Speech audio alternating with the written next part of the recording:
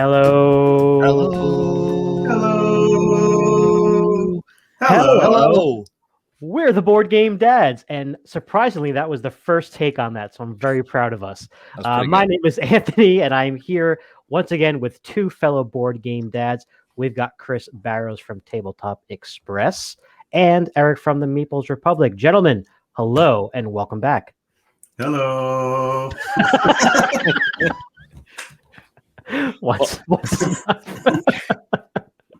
I'm just glad to be back. Thank you, as always.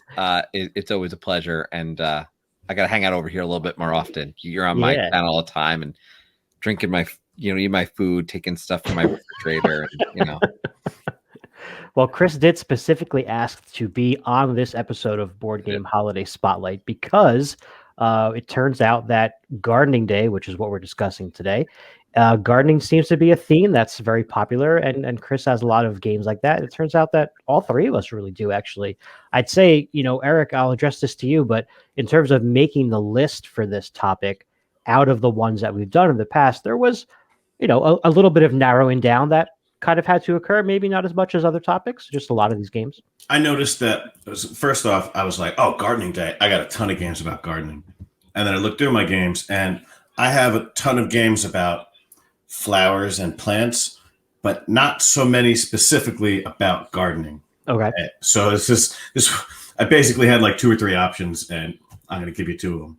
There you go. I like the strategy. But before we get to any games, we do usually have a couple of honorable mentions here.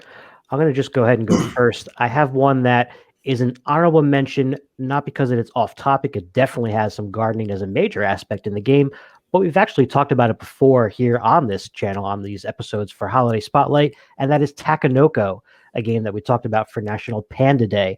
But there is a gardener in that game. Gardening is a way to get points, and there's actually cool 3D bamboo plants that you're growing there. So there's my honorable mention, Takenoko.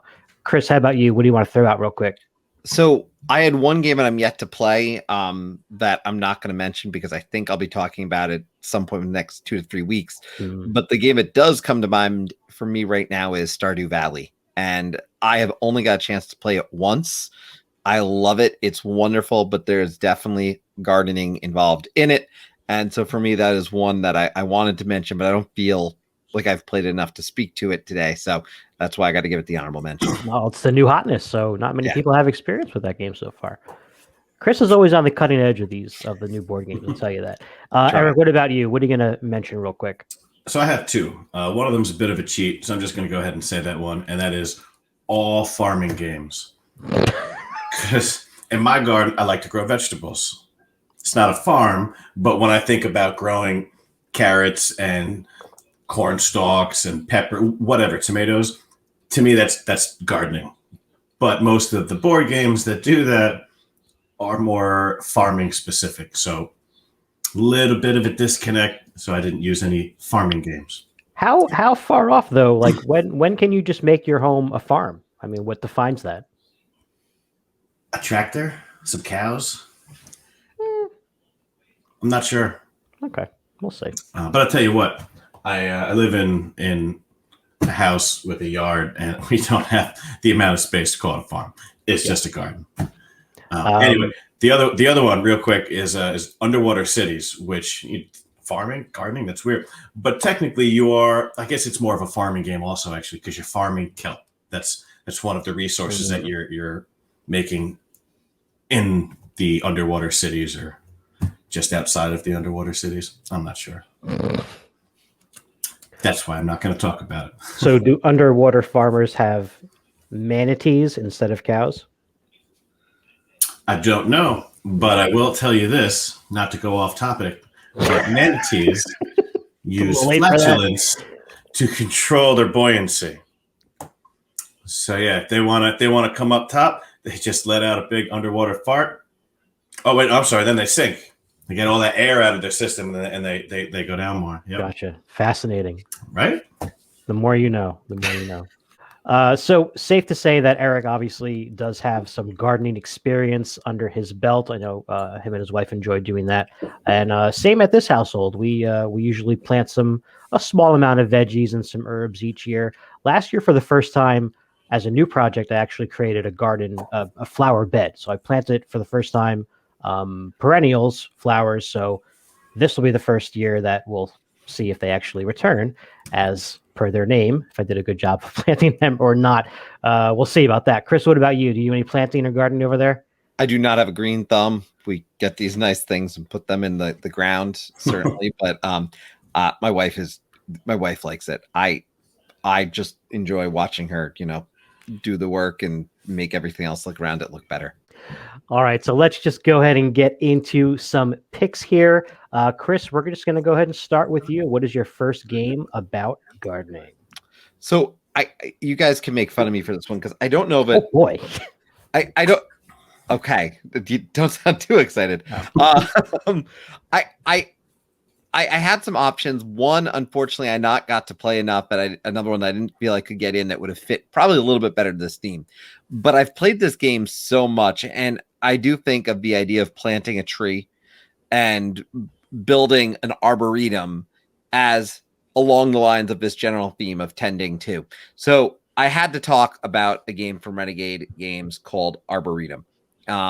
And it's not a perfect fit. My next game is literally a perfect fit, but I like Arboretum quite a bit. I want to point out actually with this one, the art in this game, Felipe Guerin, Chris Cuelmos, and Beth Sobel are amongst them. And Beth Sobel, if you know anything from her, it all looks beautiful.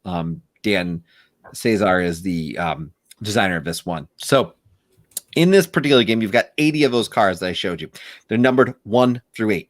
You are playing them down, and there's rules to how you're playing these cards down, but you're playing them building paths, either playing them vertical or horizontal to other existing cards. Mm-hmm. You're playing them very strategically, though, because where you play one type of card and a low number, say a number 1, you're going to connect it at another end to another card of the same type. So in building these paths, you're building essentially longer paths. The longer paths at the end of the game, the more points you get. But there's more to it than that. As you're building this path, when the cards run out, the game is over. But the scoring isn't going to take place based on who has the highest point value in cards for each of these particular types. And there's 8 different types of trees here. But what's crazy about it is that's how you're going to actually score your path. So as you're laying your paths, you also have to strategically be playing them while still having a high value card in your hand at the end of the game. Because if you don't have the highest value for those particular paths that you've laid down, you're not going to get any points at all. So there's bluffing going on while you're building this very beautiful kind of display tableau in front of you. So this, I think this can be a little tricky to teach. There's certainly, some people are going to find it a little confusing at first, but I think once you pick this up, it's just a very clean, beautiful game that offers a lot of challenge. I actually looked this up on Board Game Geek. It's actually ranked 41st for family and 260 overall, which I was surprised it was ranked that high. I don't call it hard, but it's definitely a game I describe as one you're going to play 2 or 3 times before you truly really, I think, grasp all the best potential ways to start to play it. And you're going to continue to improve play after play after play. But yeah, it's definitely a fun game. I love it. Like I said, I don't think this screams gardening like my next choice that I'm going to share later on, but it's a game I've enjoyed a lot. And this idea of building your arboretum of your dreams, to me, it's just a nice idea, especially now when we think about getting out and being in nature as it gets warmer. Yeah. Now I got a question for you. I've had my eye on this game for a while, and I mean like years, and I haven't pulled the trigger, and I can't remember why. So how does this game play with 2? I have played it with 2, and I like it. Okay. I've historically played it with 2. I'd argue I like it best at 2. Okay. It's fine with. I like it with 3 and 2. With 4, there's definitely I've only done it once, so I don't want to say I'm experienced with that. I think the interesting thing with 3 that you don't get with 2 is there's now 2 rounds where your card may be taken away from your discard pile. What I actually like with 2 is strategically you can put it there. if you get a good sense that your opponent's not going to take it, and it could be a holding spot, and then you can pick it right back up. Got it. And I think it adds a strategic element. So that's why I like it with 2. Whereas with 3, there's a good chance if with 3 or 4, someone's going to take that card back. I think, and I'm just this is my own problem, but I think my issue with this game, if it works fine with 2, I don't. First off, like you said, Chris, the art in this game, the trees, just it's terrific. It looks really, really cool. That being said, personally, I found that games that consist of a deck of cards that have numbers on them doesn't have enough to it to me. Like they're either set collection or very, like abstract kind of games. You put this one out, I put this one out, and my number's high. And I typically tend to steer clear of a lot of those types of games. And I know that I'm wrong because I love Lost Cities, and that's just a deck of cards with numbers on it. It's funny, though, because I compared a lot to, it's like, just an example, because I like Fox in the Forest. I won't play Fox in the Forest all the time, but the same kind of world to me in the sense of, there's cards that's not numbers. That's like a almost like a poker deck with some special abilities. But it's like I don't. Again, it may not be for everyone, but I think what is nice about it is there is more strategy in this game than you think, and that's what's cool about it. Because again, you're trying to get cards down while still keeping certain cards in your hand and not wanting to discard them. So that's why I like it. This is one that I would say, it maybe be good to play before you buy, but I like it quite a bit. Yeah, So. Eric, I was kind of in the same boat as you. I've seen this game. This game's been out for a long time now, and it's very attractive, which is one of the first things we notice is the artwork, right? And I think too. Well, yeah, and it's an affordable. It's not like a $50 game. It's like $20. No, I think it's like $18 on Amazon right now. But I think it's not like you're gonna spend a ton of money on it, and you could probably get it for less than that. Right. I think I watched videos on it and the gameplay didn't really appeal to me. So I would definitely try it. It's been on that I'd fence, love to try it. but it's definitely a try before I buy kind of thing. Agree. So Chris, maybe we can get that one to the table someday. Give it a shot. Sounds good to me. All right, Eric, on to your first pick for gardening day. All right, my first pick is called a game that I'm pretty sure both of you guys own, have played, love. It's called Herbaceous. Yeah. It's a very small game. My wife and I actually got this to the table about a week ago. So she's pregnant now, so we don't always want to get up and go into the other room and sit at the table on the chair. So this was a game that we were able to play from the couch. And we had, a little tray there, a little TV tray or whatever you want to call it. And we were able to easily put out all the cards in the middle. And it worked out really well. And I was very happy that we were able to play that. That being said, the game it's set collection. There's 4 different ways that you can score cards. You can get pairs or one of each. And I forget one of them is these special herbs that you can plant. And you get points that are printed on the cards. And it's you draw a card and you either keep it. So it's got a little bit of push your luck, which I'm terrible at. So you either keep that card, you're like, oh yeah, I'm going to keep this so that, my opponent can't get it. Or you put it in the community garden and then you draw another card. And if you put the first one in the community one, you have to keep the next one. So if you keep the first one and then you draw the second one, you're like, oh, great. This is just what, like she needs in order to get this. Mm-hmm. What are you going to do? And then in order to score, you can use whatever cards you have in front of you, whatever cards in the community. And you can just, if you want to score and you want to take one of each different card, you take however many you can from the middle, all yours, and you put them, and that's it. And really simple, really cool. And I've done the herb garden thing. We do rosemary and chives and parsley and oregano and basil every year, and we love it. And so this game really kind of spoke to us. And as soon as I saw it, we bought it. Yeah, I love this game. It is very simple, and it does have set collection, a little push your luck. But it's cool that the set collection is like, it's a one and done thing, right? You're going to only, like you said, score that thing one time. So you're going to choose, when do I want to pull the trigger and score this card that does pairs?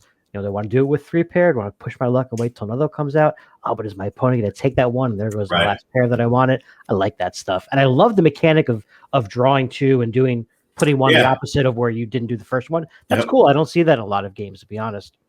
I like the community garden aspect with anything where there's a community component or something that when it's put there, it impacts everyone. Yeah. Potentially. I really enjoy that. I want to note too. I'll be talking more about this at some point in the future because I have Herbaceous Sprout that I'm yet to play. I was just gonna. Oh, you haven't played it. Okay. I was just gonna ask if either of you have played Herbaceous Sprouts. No, so that there will be more. I'm actually that's for a future video that I'm planning, and that's what Sprout's literally sitting like about 5 feet away from me. So cool. All right, so I'm going to get to my first pick here. Both of my games, by the way, are pretty small games, so definitely meet, I think, the couch criteria that Eric was talking about. The first one for sure, and that's called Bloom. This is one of the little roll and write games in the Game Right line. They all have that little cool magnetic tuck box closing thing. Just the pad, score pad with some different sheets on it, and some really colorful dice. These dice in this game are like not your standard colors, not your just red, blue, green, and yellow. You got some purple, pinkish, fuchsia type things, and some sort of lighter pastel-y kind of things, which is kind of cool. But basically, your score sheet is divvied up into these flower beds, and you're going to roll all the dice on your turn, and it's a drafting thing. You're going to take turns picking which die you want, whatever color you pick, and then however many pips are on that, that's how many of those flowers you can circle in the garden, right? So if I choose a 5 blue, I can circle 5 blue. Now, they'll have to be adjacent to each other, right? I can't just circle one here, one here, one here, one here. And you can always take less than that. So let's say you take the 5, but you only have 4 blue to circle. You can do that, but you're going to get dinged a point for having an unhappy customer. In addition to that, you get points basically from filling up your flower beds. There's 6 of them on your score sheet. And then if you're the first person to circle all of the colors, all of one color in your garden, you'll get points for that as well. Pretty cool looking game. As far as roll and writes go, it's a little different than most of those small ones where it's not just a row of numbers and things like that. There's not much to the artwork. It's basic flower stuff, but it's about flowers. It's about gardening. We love roll and writes in this household, and it can get to the table pretty easily because it's super fast. Bloom. I love one. I've not played that one, but I agree with you on the roll and write factor because I think they have become so popular now that it's easy to say that I have a roll and write section almost unofficially. I mean, I've noted before, but I have every version of Welcome to. So I love the idea of it. I love quick, easy to pull out, and I'm now going to I'm now going to start using the phrase couch games a little bit more because I don't think I said that word before, but that is great, especially as we get back into more of ability to travel in the future and stuff. Those couch games, they make me think of a travel game, the game you can take on the road with you. And that's great. In particular, if you're looking for a game of that type of theme of gardening right now, I mean, something you can take with you and easily play and no excuses because it sounds like it's fairly easy to learn, which I think is always good. Absolutely. I've seen Rado do a run through for this, and I saw it and I was like, this looks great. It's a roll and write. It's about flowers. This would be a great game to buy for Melissa. And as is the case with a lot of games that Rado runs through, I watched the video. I immediately go on Amazon. It's not available. And then I forget about it. By the time it comes out, it's not like I'm going to get like this reminder email. Hey, Bloom is finally out at your local game store or wherever you buy stuff online. And I just missed the boat. And then you got it. And so I was like, oh, all right. I want to know can I print up a sheet and we can play this remotely since you own the game, Batista? You can actually. In fact, the score pad comes with 4 different layouts. There's an A, B, C, and D. So that, so with the option of you can choose to have every player play the same board, right? Everybody plays A. Or you can divvy it up so that, your strategy is a little bit different. You might not be going for something a certain turn that you might later on because you don't have the same thing colored. And yeah, that's an easy one to do for sure. We'll look into that. Get on that. And check right on Game Right on their website as well. And if you buy any Game Right game, they always have a little fold up catalog, which is not uncommon, but they also always have a coupon that's good for, I forget, it's 20% off or something of another game. And all their games are pretty affordable overall. which is usually like $2 off of half the game right games. Well, yeah, because exactly. a lot of them are So 10. small. I think this one's like $10. Yeah, probably. This one's, which is great. I think that's again another selling point. I think a lot of what we've talked about already tonight has been they're very affordable games to get to the table. If you bought all of them, honestly, you wouldn't have spent $50 at this point. That's actually true. Now, pretty cool. Is this Bloom game the one that's spelled BL0OOM or BLUME? Because I know there's two different ones, and I can't remember which is which. It's OOM. Oh, okay. Yeah.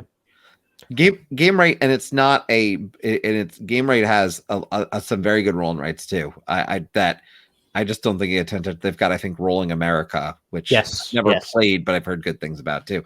Not gardening one as well. But I just think game rate may be underrated in that category sometimes because we hear about the big ones or the super well-known ones, but they do a good job in just putting out a lot of variety. So I think everyone should just check game rate out regardless of the holiday.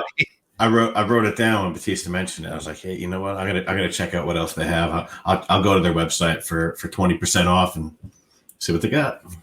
What's cool about the way they categorize their games as well, and we've kind of talked about this, is getting off topic, no surprise. We've talked about this before about the age ranges that are usually on game boxes and how sometimes they're sort of like, did they just make it up or what? But what GameRite does is they actually categorize, like, I don't know the specific ranges, but it's like almost like a 3 to 5 year old category, and then like 5 to 8 or whatever. So you can tell that the difficulties are that close together with a slight increase, that there's a lot to choose from, and you can kind of get away with even varying up and down a level every now and then. So there's that. Speaking of age ranges on games, yes, and not to continue to go off topic, but you are, when a game says something like 10 to 99, like if you could play it at 99, why can't you play it at 100? Could you imagine? It should just be like a skull and crossbones, right? Like 10 to death. Family reunion time. Who wants to play a game? Oh, sorry, Grandpa. I know it's your birthday today and all, but because you're 100, can't play. You're not allowed. All right. So, Chris, you had promised that we were going to be able to make fun of you, which I think we both forgot about, Eric. So we'll make fun of you now for a little bit. Arboretum, that's not a garden. Those are trees. No, but it's a cool game that I was interested in hearing about because I've had it on my radar. So I've completely forgot to make fun of it. And in all fairness, I was hoping to play Herbaceous Sprout before now, and it just didn't get in. And again, I could have talked about Stardew, and I know it's the hotness, so people probably want to hear about it, but it deserves its own entire thing. Like it really does. Plus, it's not just gardening. It really isn't. Stardew Valley is just, there's so much going on in that game, and it's definitely not just like that's a subplot to an entire thing that's happening in that game. I'm glad that you didn't bring up Herbaceous Sprouts as a game to talk about, because then you would have stolen my thunder on Herbaceous. Yeah, there you go. I promise the one I'm going to talk about though stands up, but can I make a mention? Give a second honorable mention because I can't play it yet. But on Kickstarter, I backed it. I believe you backed it. Ben Pinchback, Matt Riddle, Three Sisters, Beth Sobel is an artist on this as well. This is coming in 2021 at some point, and this one, Three Sisters, which was a game of managing your garden of corn, beans, and pumpkins. It looks terrific, and if I could have played that one before now, I would talk all day about it, because I think we will talk about that at some point in the future for sure. Yes. Yeah, I'm not sure if we backed it. Hey, Melissa, did we back Three Sisters? She's asleep. Oh.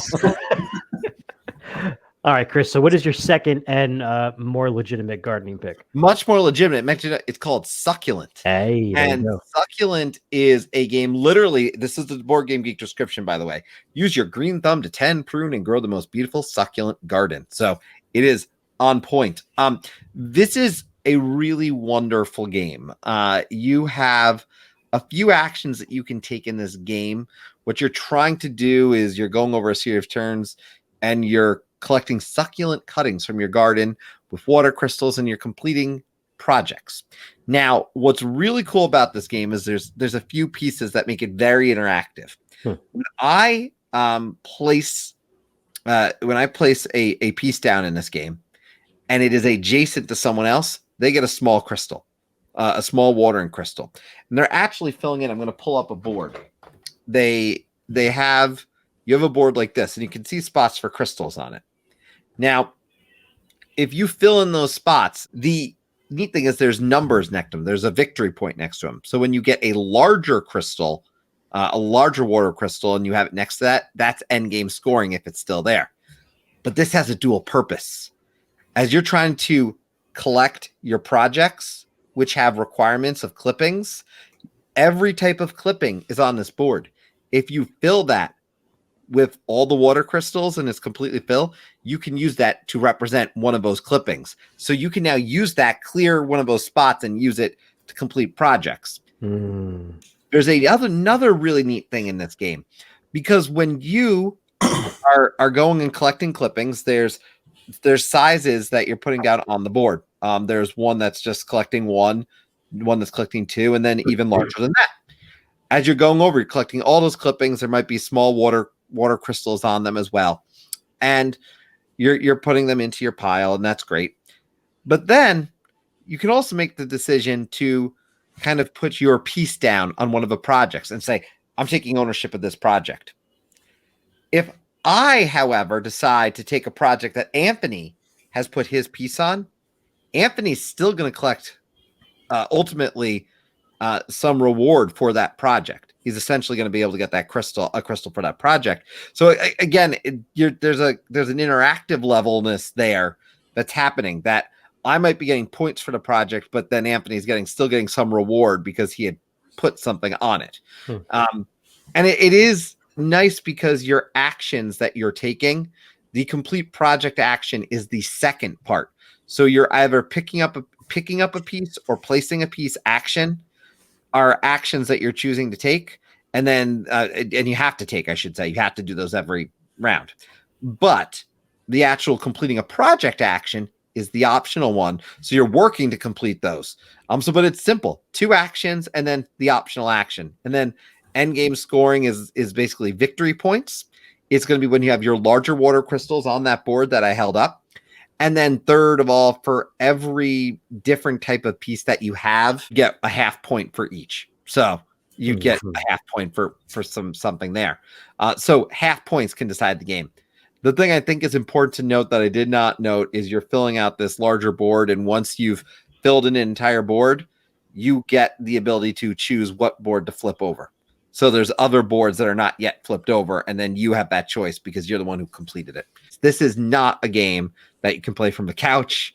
It definitely takes up some space, but let me tell you, it looks great on the table, and it's a fun game. And I am not trying to plug Renegade Game Studios, but this is also Renegade Game Studios, and I clearly love their games because I didn't even think about that when I made the list, and I'm realizing as I read this stuff now. Yeah, I love this game though. But again, this, as I said, and I'll tell you, this one, isn't on, I think, as many people's radars. I think this was hot when it initially came out. People were talking about this, but I mean, Board Game Geek has it at, like, I'm checking now, 4,679. Like, but I think this is a much better game than 4,679. I will say that much. This is another game that I saw Rado do a run through for, and I was like, "Oh man, this game looks cool." And I went and I looked it up, not available, and I just forgot about it. I did have. So I know when he did his run through, I believe he was using a prototype. Yeah, and the board. Is there a main board that's just black and white? There's not a main board. It's literally just, I'll pull one out here. There's a variety of these. So you can see the back side. It just looks like this, and it's got an arrow. Right. If I flip it over, it looks like that. Okay. So you've got the board set up with a variety of these, and then once the ones that start the game are covered completely with the tiles that I told you, essentially you can flip over another one. And you, as the person who completed it, are the one who's going to have that capability to do so. Gotcha. All right, Eric, your next pick is pretty on the nose for the theme, I believe. Is that correct? I mean, it's got the word garden in the title of the game. Yeah, there you go. So this was a no-brainer. It's like, hey, gardening day. I have Cottage Garden. What else do I have? So Cottage Garden, another game in the Uwe Rosenberg trilogy of seasonal games with polyomino tiles. And this is actually my favorite of the three. It's got that same 4x4 grid where you're moving along the horizontal and vertical. So in a couple of turns where you're going to be, the options you're going to have, right? So there's 4 down here, and that on your next turn you're going to be able to get one of these 4, and then on your turn after that you're going to be able to get one of these other 3 or 4, and it's really cool. I would say maybe my favorite implementation of polyomino. Okay. You have a board, and each board is different, and you can flip them over, and they have different, and they'll have different spaces that they have, like potted plants, or just like the clay pots, and they're each worth 1 point. And so you want to take these polyomino tiles and put them in the board and not cover the pots. And so it's cool. So you're not just trying to fill in a square. You're trying to fill in a square, but you don't want to fill in this spot here, and you don't want this one. And you can fill it, but then you get less points. And it's really interesting. And it has little kitty cats that you can put out, and they just take up a space. Like they go and lay in your garden. You're like, well, not planting anything there. And then you can use them to fill in that space. Great. Now this whole board is done. I've used all these tiles. I get all these points. And then I'll just put my cat in this one last spot. Take the board, score all the points, flip the board over, and continue on your next turn. Is this one of the games that has the empty circles in the? It does not have the empty circles. Right. The other two do, right? The other two do, and I think that's why I don't like the other two as much, because both games that have the circles in one random spot on these polyomino tiles have some sort of mechanism where, if you can put out 4 tiles and you have 4 circles next to each other, you get points or a special thing. That is not easy to do that, to put these in such a way that you're putting them in a spot that benefits you, and also you're getting the 4 squares lined up in a square, or the 4 circles lined up in a square. It's not easy.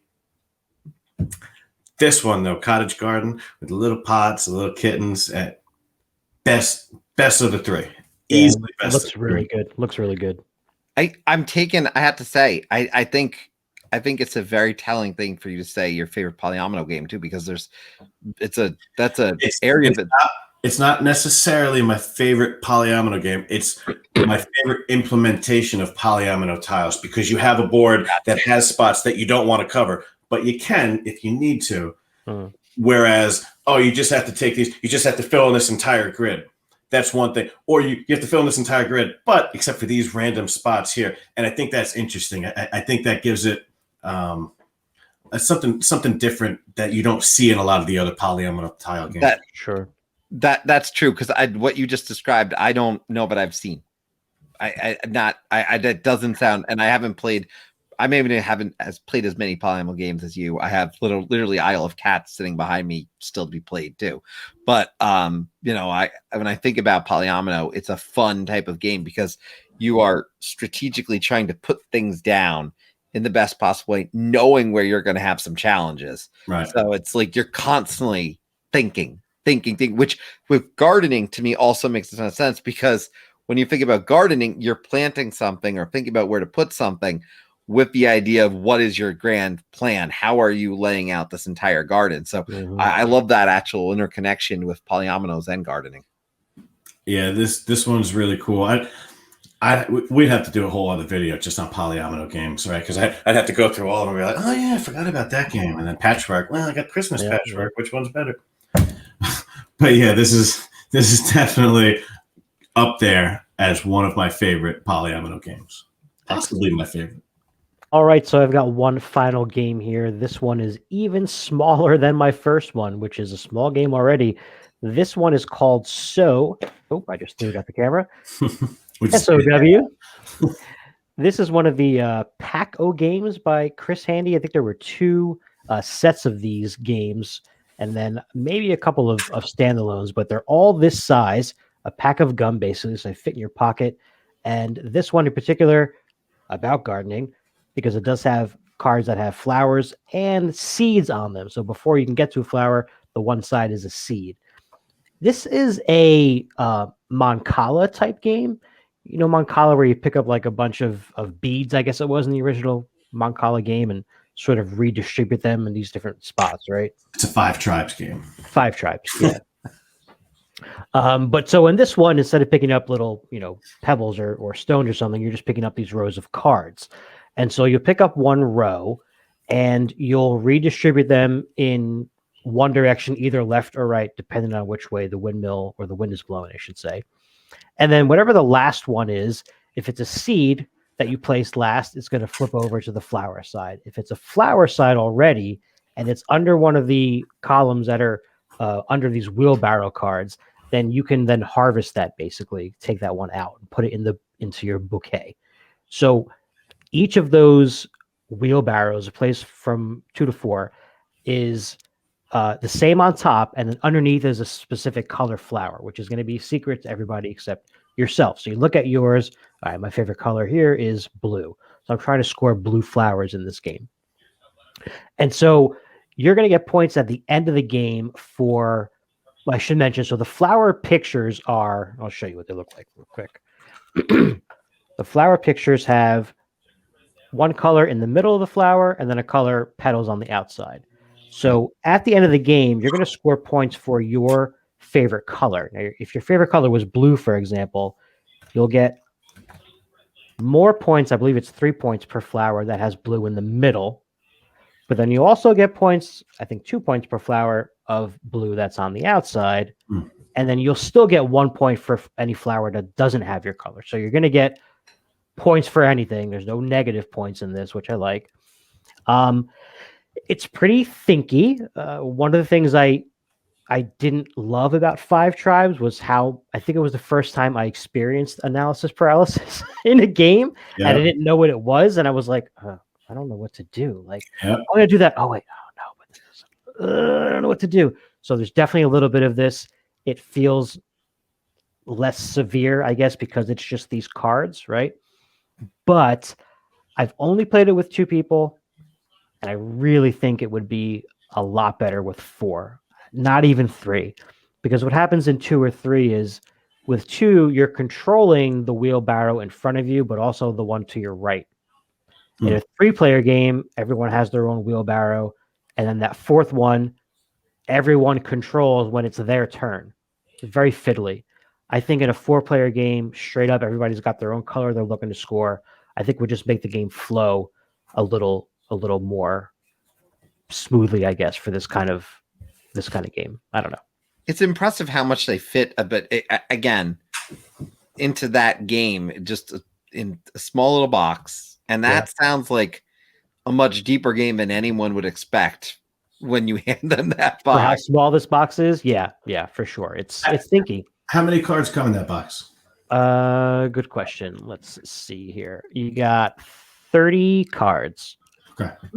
There's 24 of them are the seed/flower cards. Oh, I forgot to mention there's 2 garden cards.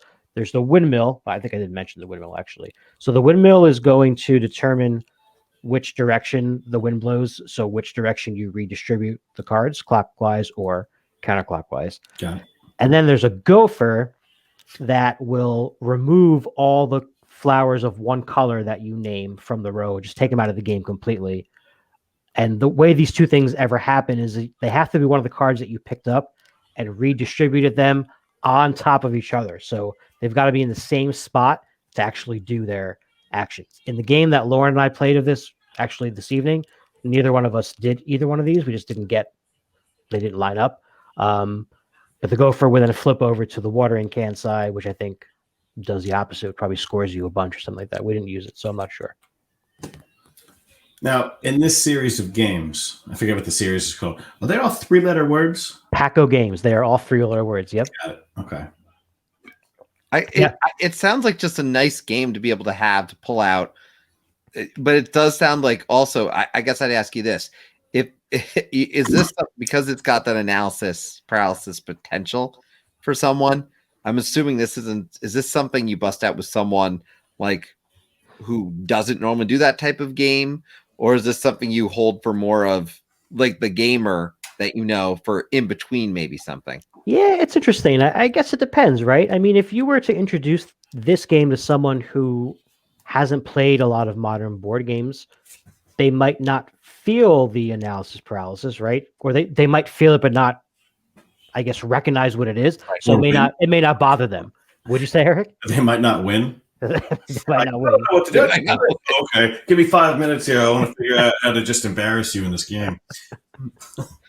But there were a lot of moments where I was like, "Oh, do that? Oh no, I just gave that, to Lauren." And again, because with 2 players, you're controlling 2 wheelbarrows. It was kind of like, I don't know, it just seemed I'd rather determine, all right, who do I want to give this to, this player or this player, as opposed to everything I do is going to go to the other player in a 2-player game. So I think it would play better at 4, but because of the AP, I believe playing at 4 probably makes the game go a little bit longer. So it's a bit of a trade-off.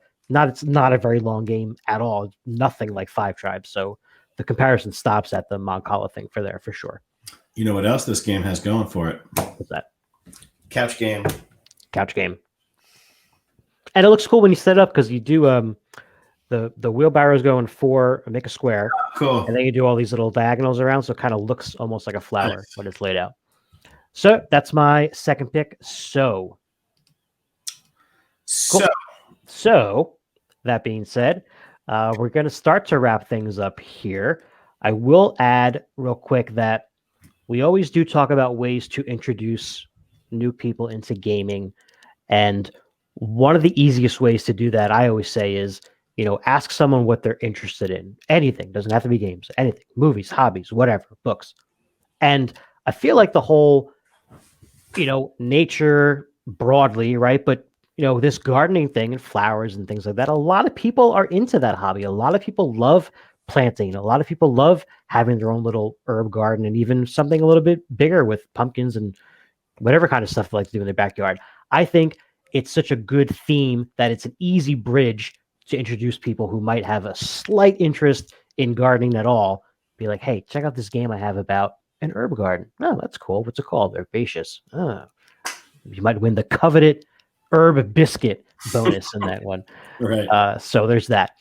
All right, gentlemen, anything else to add before we close up the garden for the night? The only thing I would say is, on top of what you just said, I do think looking at those holidays and the games that connect is important. Just because something is considered an entry level game or a beginner game, Stone Age is not going to excite everyone. And Stone Age gets brought up as an example as like this great way to introduce, say, worker placement, right? Stone Age may not excite.